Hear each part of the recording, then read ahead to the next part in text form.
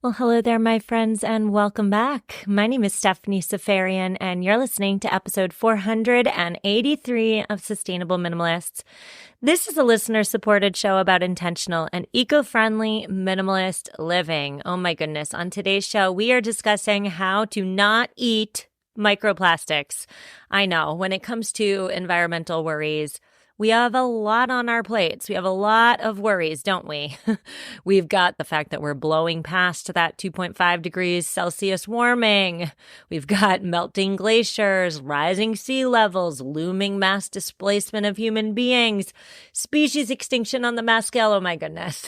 I'm really setting this episode out on a negative foot, but I'll just say we've got a lot to worry about, and whether or not you and your family are eating microplastics on the regular, that may or may not be one of your top concerns at the moment. Still, I do believe it's a really important topic to cover, and that's why we're covering it today. I believe it's important for a few reasons. The first one is, if you've been paying attention, perhaps you heard that here in the United States, our Supreme Court overturned the 1984 Chevron decision just a few weeks back in the end of June, I believe.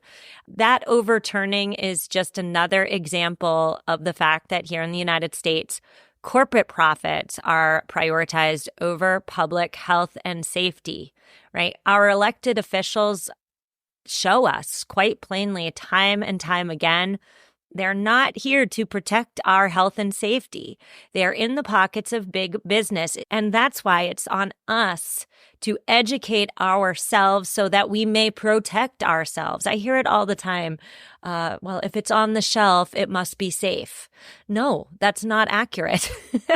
So that's one reason. We need to keep ourselves educated. We need to keep ourselves safe. Another reason why I want to cover this topic today is because the health effects of microplastics on humans are still not fully understood.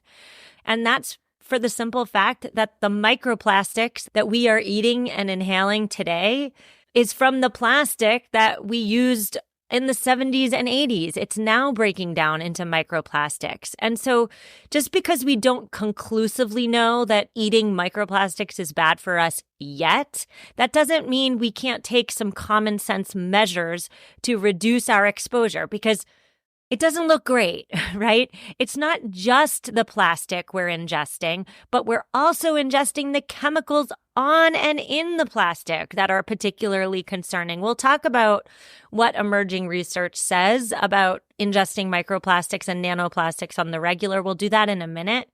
But our spidey senses should be going off, precisely because we already know, as listeners to this show, that there are endocrine-disrupting chemicals such as the biphenyls, the phthalates, the flame retardants, the PFAS, right? These chemicals, particularly the PFAS, if they're persisting in the environment, they're very likely persisting in our bodies as well. So our spidey senses should be going off whether or not the research is out yet. And finally, one more reason I really wanted to cover this topic today is, yes, single-use plastics are creating a pollution crisis. Absolutely. But they are also contributing to the climate crisis as well. And that's because plastics are made from fossil fuels. So yes, today's show is a very me first episode, like put your own health and wellness first. But when we tackle the eating and ingesting microplastics problem, as you'll see today, what we're really doing is connecting the reduction of the microplastics that we put into our mouth with the reduction in the plastics we keep in our home. So this is a great example of how doing something for you and your family's health can have positive impacts on the larger, bigger problem, which of course is plastic pollution, which of course is related to the biggest problem of all, which is climate change. If you're buying and using less plastic, you are supporting the fossil fuels industry less. Because again, say it one more time for the people in the back, plastics are derived from fossil fuels. So we're surrounded by plastics everywhere all the time. And I believe it's on us to remain educated about the potential risks of plastics and the chemicals on and in the plastics. So today's show is about practical ways to protect ourselves and our families. On today's show, we are first starting in the kitchen because, of course, if this show is about eating plastic, we have to start in the number one place where we traditionally prepare and eat. That, of course, is the kitchen. There will be some reminders for my ride or die, never miss an episode listeners, but I do believe there will be some new information in the kitchen section for you as well. After the kitchen, we're moving on to the home at large. What can we do in all the rooms of our home to eat and ingest less plastic? And then finally, in part 3 of today's show, I have just a few suggestions for you when you're out of the home, when you're eating out, when you're drinking out, etc. Now let's talk about microplastics and nanoplastics for a hot minute. Microplastics, they are a cocktail of toxicity. They contain about, give or take, 10,000 different chemicals, many of which are linked to diseases. I'm talking diabetes, I'm talking cancer. And even though we know all this, more plastic is produced now than ever before. If that makes no sense to you, just know it makes no sense to me either. We are poisoning ourselves. Now, fragments of plastic that are smaller than 5 millimeters in length, those are microplastics, and microscopic fragments of microplastics that are generally smaller than 1,000 nanometers, those are known as nanoplastics. Now, in a 2019 report, the World Health Organization did find that we have unknowingly ingested microplastics for decades, and we've done so without knowing the consequences. The WHO says that research into potential health effects is needed. And yes, while the research is emerging and it's not yet definitive, we do know some things about the health effects of these micro and nanoplastics on human health. Here's what we know. We know that nanoplastics can easily cross all kinds of barriers, whether it's the blood-brain barrier or the placental barrier. We know that nanoplastics can get into our tissues. We know in particular that breathing in nanoplastics might introduce them into our cardiovascular system and our bloodstream. In research on animals, it has been confirmed that when a mother breathes in nanoplastics, the nanoplastic particles can be found in many places inside her fetus. Now, what we don't know is we don't know yet what those plastic particles are doing once they're deposited wherever they travel to. Some researchers are quite concerned that nanoplastics could release harmful chemicals into our bodies once they get deposited wherever they're going. Because remember, on top of the plastic and inside the plastic are up to 10,000 different chemicals. A 3-year study that was published early in 2024, this year, found that among a group of about 200 surgery patients, those with microplastics and nanoplastics lodged in a main artery were 4.5 times more likely to suffer from a heart attack or stroke or death within 34 months of their surgeries. That's as compared to patients free of microplastics in their arteries. So think about that for a moment. Another area of inquiry is on the fact that microplastics act like magnets for additional toxins. So what does that mean? It means that microplastics, as they go about their lives, they're picking up pollutants as they go. They are like magnets to pollutants. And then we're ingesting them. So we're ingesting not only the plastic, but also whatever the plastic has picked up along the way.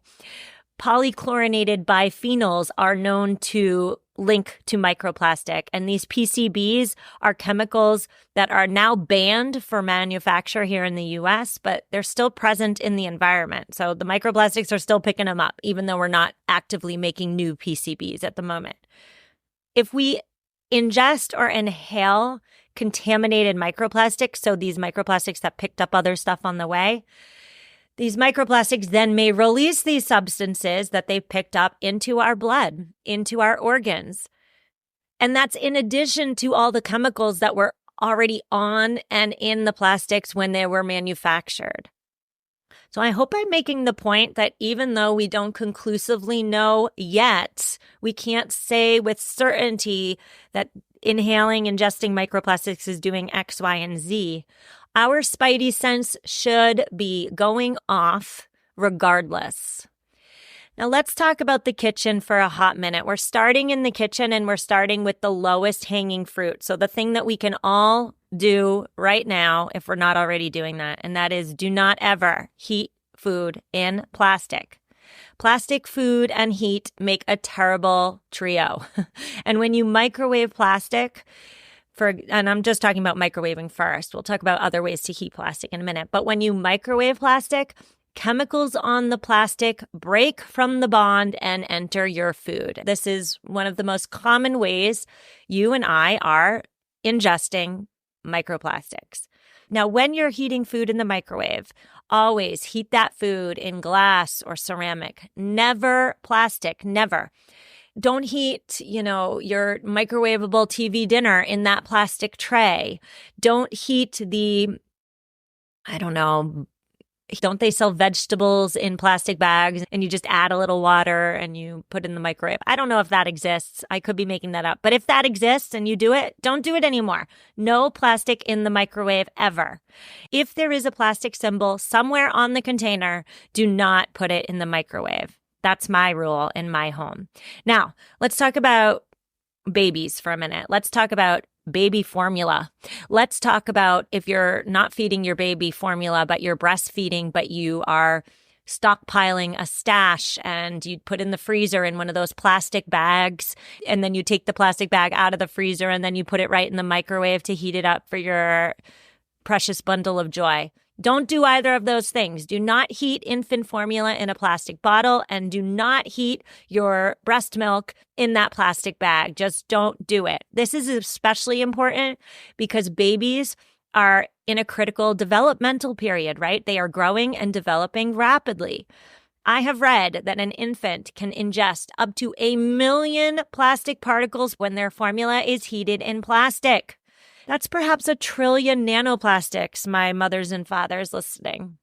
So I've said before on this show, when my daughters were young, I nursed, I stockpiled a ton of breast milk in those plastic bags and I froze them. On some days when I was, thinking ahead, and frankly, thinking ahead was a rare occurrence as a new mother, but sometimes I was able to have enough forethought to take those plastic bags out of the freezer and thaw them first. But most of the time, I unfortunately was taking them out of the freezer and thawing them in the microwave. So heating them in the microwave. If I could go back in time and change that, I would in a heartbeat. I did not know about the health effects of heating up plastic in the microwave 10 years ago, but I do now. And so if you are a new parent or if you know new parents, please tell them not to heat up whatever they're feeding their infant in the microwave with plastic. Please tell them that. Now, related to the microwave is the dishwasher. We're moving away from infants and we're going back to talking about heating plastic. I will say right here and now, I am not aware of any studies that focus on the leaching of plastic chemicals and the breakdown of plastics in the dishwasher. Even though I'm not aware of that research, I will say that for me in my home, we do not wash our plastic in the dishwasher. There's one caveat there, and that is unless I'm cleaning the plastic container to then recycle it. By the way, wash your plastics before recycling them. You can't just stick that dirty peanut butter tub in the recycling and expect that that's going to get recycled. No, you got to clean it out first. Doing so, cleaning it out will slightly up the chances that that plastic container gets recycled. So you got to clean out your plastic recycling. I will put plastic that I'm planning to recycle in the dishwasher. But if it's plastic that I'm keeping for some reason, maybe it's the plastic lid to my glass Tupperware. Maybe it's the plastic KitchenAid stand mixer attachment. I don't know what the plastic thing is, but if it's plastic, it is not going in my dishwasher personally. Now, dishwashers get hot. They get up to 145 degrees Fahrenheit. That admittedly is not as hot as a microwave, but still, I've said it already, but I'll say it again. I practice in my home the better safe than sorry principle. So I don't heat plastic in the dishwasher either. Now that's the low-hanging fruit. Don't heat your plastic. The middle-hanging fruit in the kitchen to discuss, of course, is to get plastic out of your kitchen. Go around your kitchen and be a plastic detective, a plastic sleuth, if you will. I am willing to bet that you're going to find plastic in your kitchen, even if you've already taken my advice on this matter before, even if you've already decluttered most of the plastic in your kitchen. I bet you're still going to find plastic. I still have plastic in my kitchen. I'll be frank about that. So some common things that we forget about. The cutting boards. Let's talk about cutting boards for a minute. As a knife slices through whatever you're cutting, an onion, let's say, and slams into the plastic, guess what happens? That knife blade is cutting the plastic. And guess what happens to those little bits of plastic? They're going in your onion. Yes, that has been found in research. So get rid of your plastic cutting boards. Go to wood. Thank me later. That's number one. How about plastic spoons, stirring spoons? What happens when you use that plastic spoon to stir your soup on the stove, let's say, that you're boiling? Remember rule number one, do not heat food with plastic. So, okay, maybe your pan is stainless steel, but if your spoon is plastic, there's room for improvement there. All right, how about plastic bags, plastic wrap? How about your sponge? Do you wash your dishes with a sponge?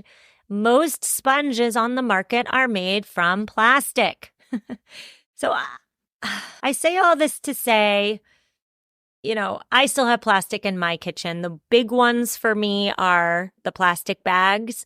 I don't put food in plastic bags directly, but the big plastic bags, are they 2 gallons? Not the gallon plastic bags, the bigger ones. What I like to do is if I'm making a meal, I'll put it in my glass Tupperware, and then I'll put the glass Tupperware in one of these 2-gallon plastic bags, and then I'll freeze it. So the freezer safe 2-gallon bag gives my freezer food an extra layer of protection from freezer burn. I'm okay with using plastic in this regard. I mean, certainly if somebody could direct me to a 2-gallon non-plastic bag, that would be beneficial for me personally, but I don't know of any at the moment. So I'm going to keep using plastic bags until somebody invents a better option. But my point here is we all have plastic lurking that we could perhaps replace or do without. So if that sounds like you, this is your middle hanging fruit. Get the plastic out of your kitchen. Now, finally, before we move on to the rest of the house, we have to talk about the highest hanging fruit in the kitchen. And that, of course, is, are you ready? Hold on to your hats. It's a big one. It is to renegotiate your relationship with food. What do I mean there? I mean, whenever possible, eat home-cooked meals made from fresh produce and other whole foods. Yeah, I'm talking cooking foods with less packaging and less processing. Now, why? What's the reason? Well, the more processed or packaged a food is, the higher the risk that it contains plastic and its associated chemicals. Now, why? Well, when we talk about processing food, especially ultra-processing food, can expose food to plastic along its manufacturing processing journey. So the tubing in the machinery, the conveyor belts, the workers handling the food as they wear their plastic gloves. These ultra-processed foods are almost always then packaged in plastic as well. This, of course, is in stark contrast to the vegetables you're growing in your garden or the fruit that your local farmer is growing, right? No plastic to see there. So whenever you can, buy fresh food, and as much as possible, try to buy it package-free. I know that's really hard. We've covered this topic many a time on the podcast, so I'll direct you to older episodes if you're interested. But yes, I will be the first to admit that cooking at home is more work. Absolutely.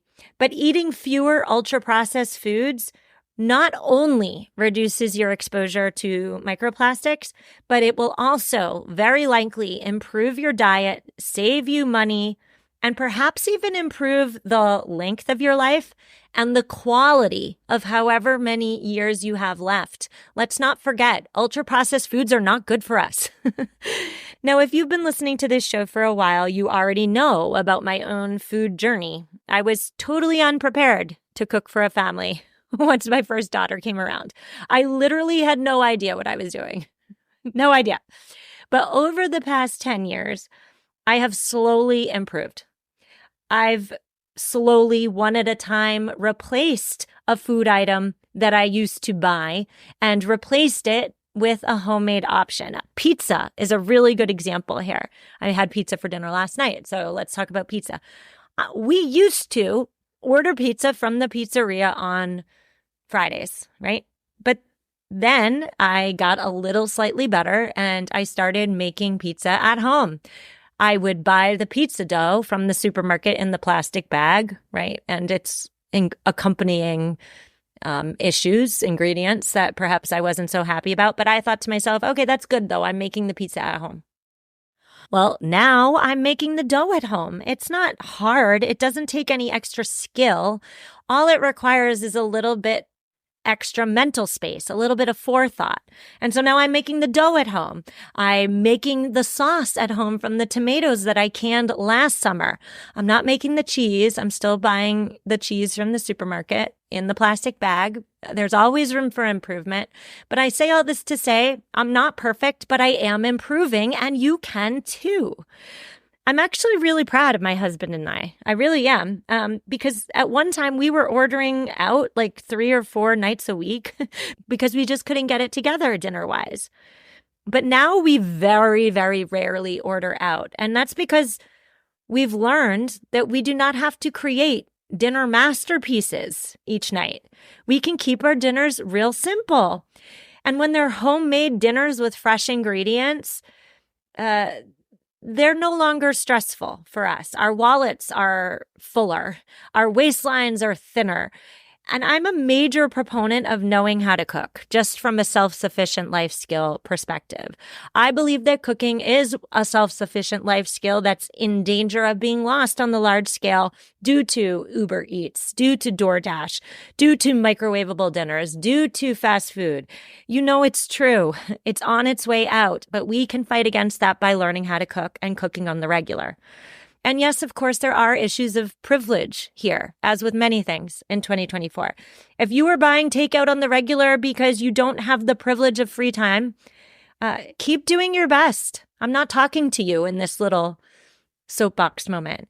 And if you find yourself at McDonald's or some other fast food restaurant often because it is the cheapest way for you to feed your family and you do not have the privilege of spending extra money on healthier food options, then you keep doing the best you can as well. You can ignore this part of our conversation today. I'm talking to the rest of you. Cooking is not just a way to eat less plastic. Food is sustenance. Food is life. If you want a long life, cook real food and eat it. And if you don't yet know how to cook because you don't have the skills, there's good news there. You don't have the skills yet. You get to teach yourself, like I did, through trial and error. What an exciting opportunity. I'm excited for you. So back to plastics and back to food. When we talk about food, there's the packaging problem and there's the processing problem. From an eating microplastic standpoint, you definitely want to try to stay away from the packaging and the processing. All right, so it's time for our sponsor break. I'm talking your ears off today. We got a lot to cover. We're going to take our sponsor break, but when we come home, we're going to talk about avoiding eating microplastics in your home and when you're out and about. I will see you in a minute.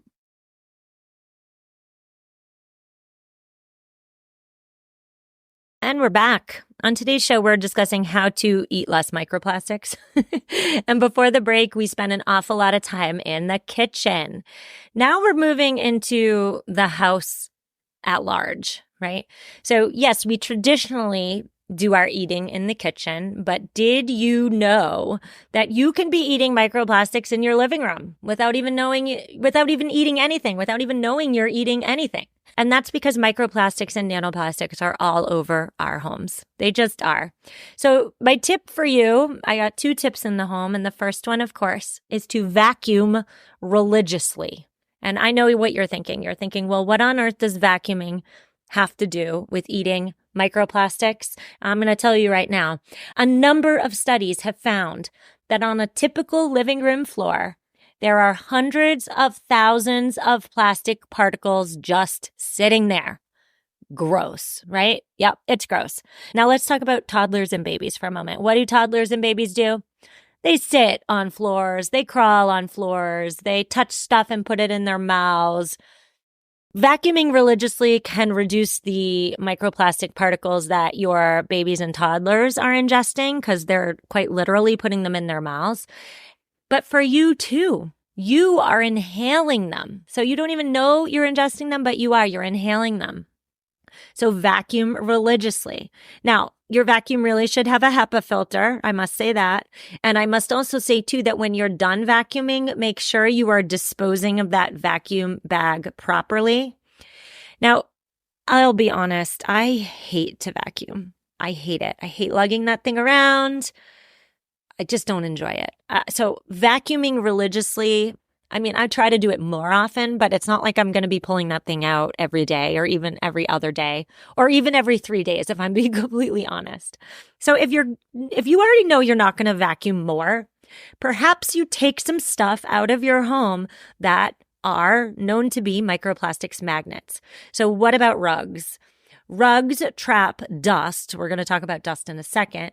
And the bigger the rug, the bigger the problem. So ask yourself, do you need that rug? Do you need that area rug? If not, you might consider taking it out of your home. Perhaps you declutter it. Now, I will say with regard to rugs, area rugs, or even better, washable rugs are better from a microplastic standpoint than wall-to-wall carpeting. You can wash them out for sure. But when it comes to rugs and microplastics settling on floors, bare floors are best. So that's vacuum religiously. Now let's talk about dusting. You know it's true. Even the cleanest clean freaks among us, when a sunbeam enters our windows and hits the light just right, we see those tiny particles of dust suspended in our home's air, right? This dust looks harmless. If you look closely at those specks, you might spot skin, you might spot dander. How about some hair? But guess what else you'll see if you pulled out your microscope or did a chemical analysis? You would see microplastics in addition to perhaps some PFAS, perhaps some mold, perhaps some mite. Oh my goodness, the dust. Now you might be thinking, well, I'm not eating my dust, so why are you mentioning it? Well, yes, you are. Yes, you are ingesting it. The chemicals in the dust can get on our hands, and then we put our hands near our faces, perhaps when we're preparing our food with our hands. Guess what else? Chemicals in those microplastics can be absorbed through our skin. Kids are ingesting dust as they're moving around close to the ground. Yes, and then we're all inhaling it. Now, I'll be honest again, I don't dust all that often. Like, what's the point of dusting and unsettling all this dust particles so that they're going back into the air so that I can then ingest it? Seems like a major waste of time to me. Well, it turns out there's a right way to dust and a wrong way to dust. The wrong way to dust is that feather duster. That's not doing anything except upsetting the dust. If you want to dust right, the best way, and this is according to Martha Stewart Living. This is not according to me. The best way is a microfiber cloth. Now, I have to quickly shout out eCloth. eCloth is a current sponsor of our show. They are all about zero waste, no added chemicals cleaning. They sell, in my opinion, the best microfiber cloths I've ever tried. So check them out, eCloth. Anyway, paper towels. Those are also another commonly used tool for dusting. Not only are paper towels a single-use, super wasteful tree cutting down product, they're also super ineffective for capturing dust. So go microfiber. You will never go back. If you really hate dusting and know you aren't going to do it, let's look at our decor one more time. What in our homes are dust magnets? Well, you know it's going to be true. It's our fabric item. So how about curtains? Do you really need the curtains? I took down all the curtains in my home lately. So I had the shades and then the ugly old curtains on top. I took down all the curtains, removed the hardware. I do not miss those curtains one bit. And not just from an aesthetics point of view, from a dust point of view as well. I'll also say too, so if you don't need the curtains, get rid of them. And then I'll also say too, another way to manage the microplastics problem, don't wear your shoes in the house. If you have a dog or a cat who's going outside, wipe down their paws before they come back in the home, even when it's a nice sunny day, not just on the rainy days. Get a doormat, scrape off the debris from your shoes, keep your shoes somewhere near the door. And don't forget, microplastic particles that are in our air, we are ingesting them. So it's not about never ingesting microplastic again. It's about ingesting less by taking common sense measures such as these. Now, one more thing I want to say about in the home before we move on, and that, of course, is when bringing things into your home, so buying or acquiring things, opt for natural fibers. I'm talking clothes. I'm talking throw blankets. I'm talking pillows. I'm talking anything fiber made.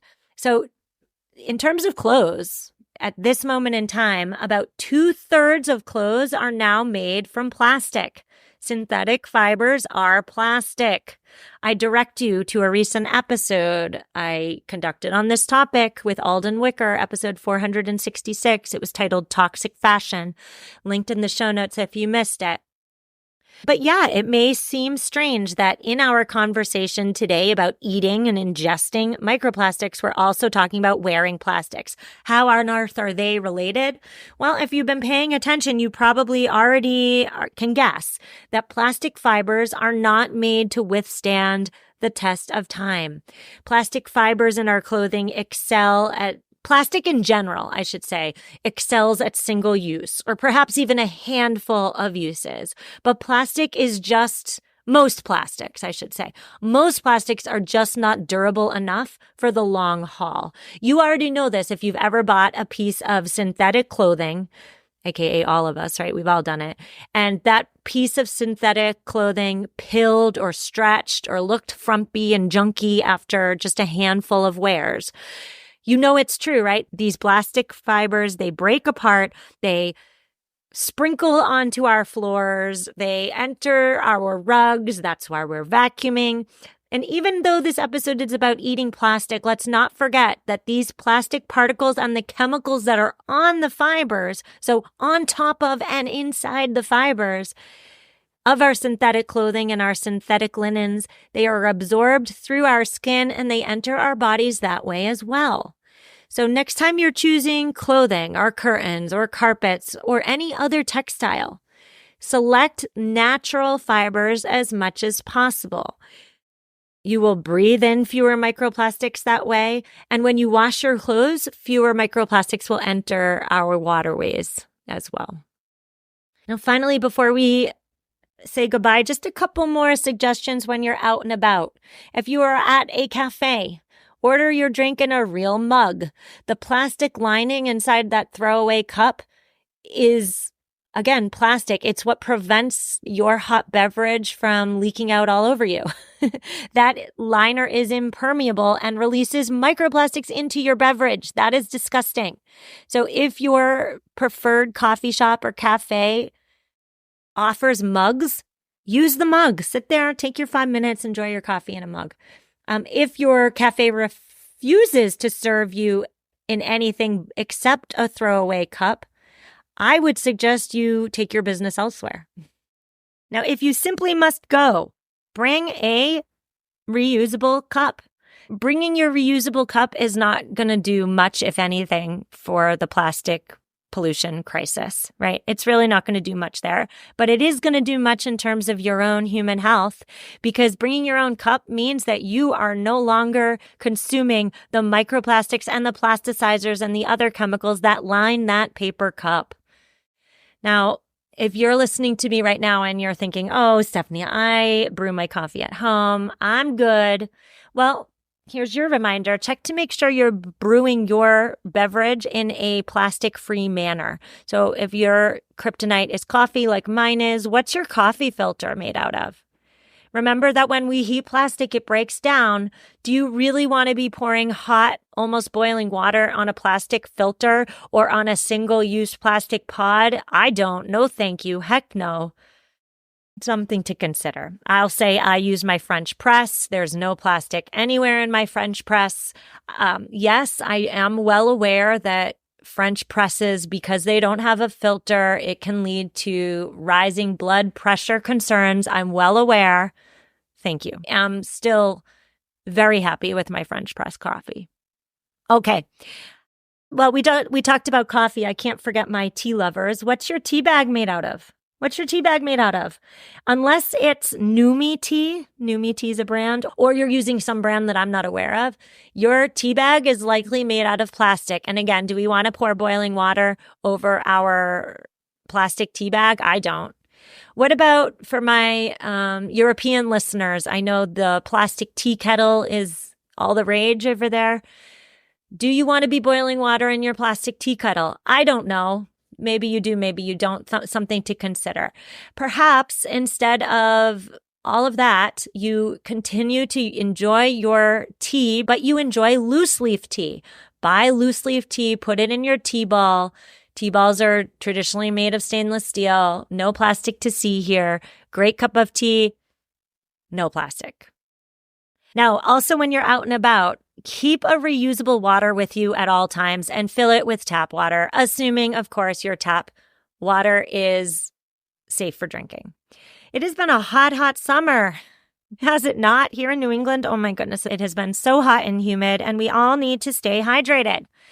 I myself, I'll be honest, I have found myself without my water, and I have by default then had to buy a few too many bottles of water in those moments of desperation in those plastic bottles, right?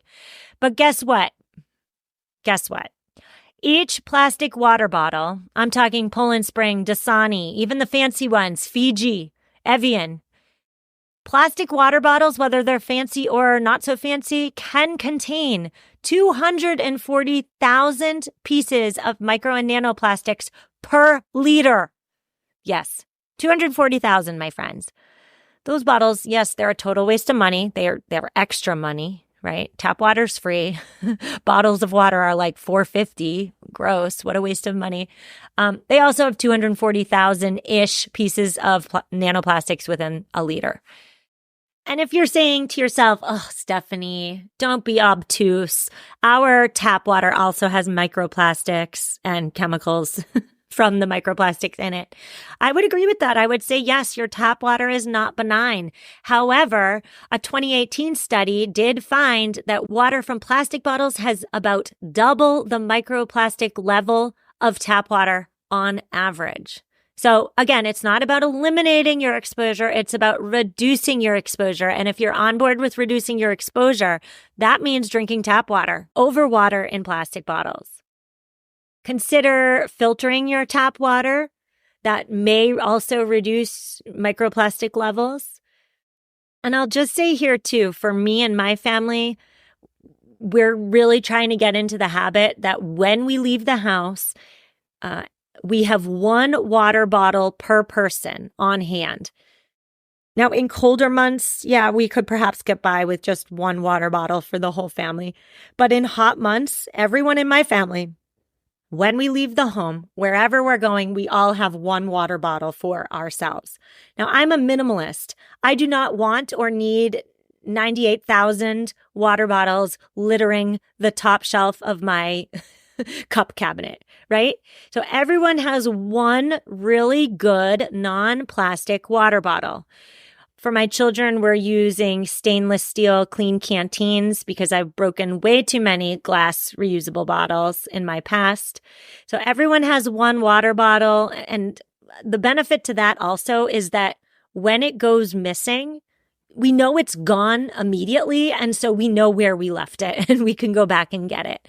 It's harder to keep track of somebody's missing water bottle when you have so many water bottles and it takes a few days before you realize one's missing, right? I'll also say too here, yeah, we have reusable water bottles, but the part that we're putting on our mouth is still almost always made of plastic. I'm not aware of a reusable water bottle that does not have a plastic mouthpiece.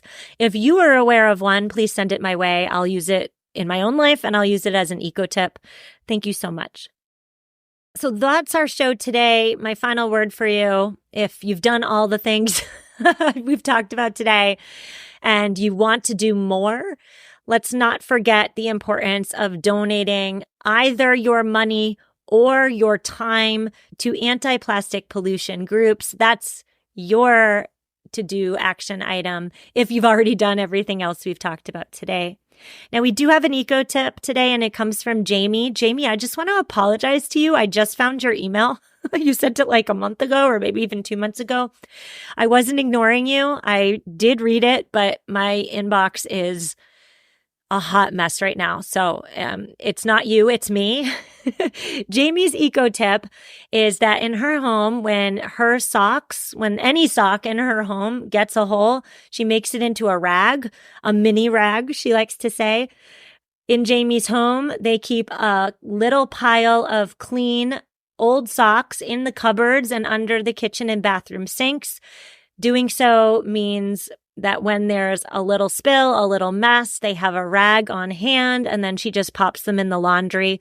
She says she hasn't used paper towels in years. Nice job, Jamie. I love it. Yes, old textiles that can no longer be worn or used because they have a stain, because they have a hole. They make excellent rags, and I'm on board with you. We have maybe 2 drawers now of rags, and we don't use paper towels either. So thank you so much, Jamie. We will be back on Tuesday. If you like this show, you can leave it a review on Apple Podcasts or Spotify, and I will be eternally grateful. Thank you so much. If you really love this show, you can support it. The link to do that with $5 a month is in this week's show notes. You get ad-free episodes, you get book club access, and in my opinion, the best part is you do your part to ensure that this show keeps going and that its message, its mission continues to be put out into the world. So thank you for considering that as well. I'll see you Tuesday. Reach out if you need me. Have an amazing weekend with your loved ones and take care.